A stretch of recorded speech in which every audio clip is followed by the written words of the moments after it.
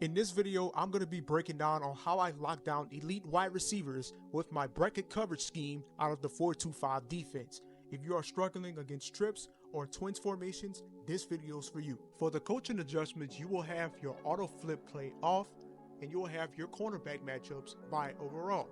And the play that you are going to pick is cover 2 man with the cover 3 shell. And you want to have your nickel corner away from the side that you're trying to bracket on.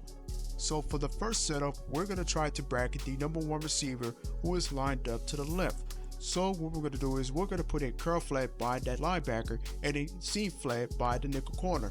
And all we are doing with the user is just taking any underneath routes away as we do so.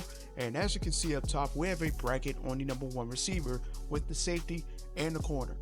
So we're going to do that same concept once again, put a curl flat by the linebacker and a seam flat by the nickel corner, and all we're doing with the user is taking any underneath routes away, and then the bracket up top by the number 1 receiver.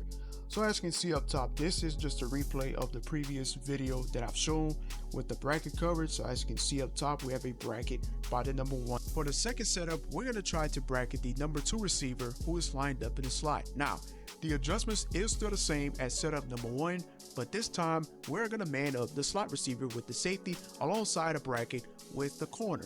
And as you can see, he is bracketed by the corner and the safety who is manned up to him, and we have ourselves a bracket. So we're going to set it up once again, man up the slot receiver alongside with the bracket by the corner, and as you can see, he is bracketed once again, and that is pretty much how you bracket the number 2 receiver. Now this setup is the exact same thing as setup number 2, but this time you're going to send a guy off the blitz, which is the nickel corner.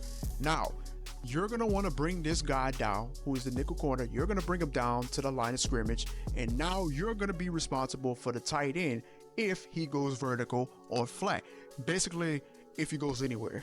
So this setup is the exact same as setup number 2, manning up the slot receiver and bracketing him with alongside the corner.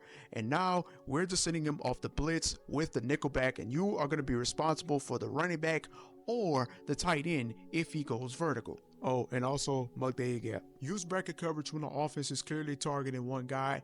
If they have a dominant receiver, like for instance Jeremiah Smith, you want to bracket him and make someone else beat you. Basically force your opponent to make another read beside Jeremiah Smith.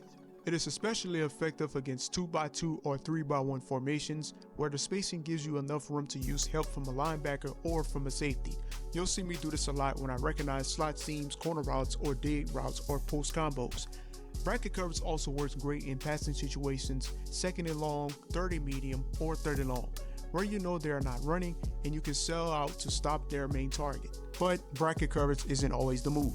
Don't use it if you are facing a balanced run pass threat like in short yardage or early downs, because bracketing takes a defender out of the box and you'll be lighter in the run game. Also, if the offense spreads you out with tempo or quick reads like RPOs and empty sets, it can be risky. You don't always have time to make all the adjustments you need for a clean bracket coverage. Also, if their quarterback is throwing quick underneath stuff or spreading the ball eventually, don't force a bracket. Just play solid zone or man coverage with good leverage. Bottom line, bracket coverage is a tool, not a base defense.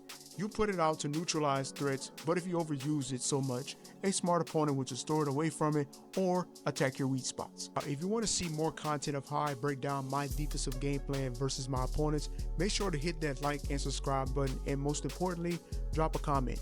What scheme or coverage you want me to break down next, and if you're new here, go ahead and subscribe. I've got many more content to come your way. But as always, appreciate y'all for tuning in, and I'll catch you on the next video.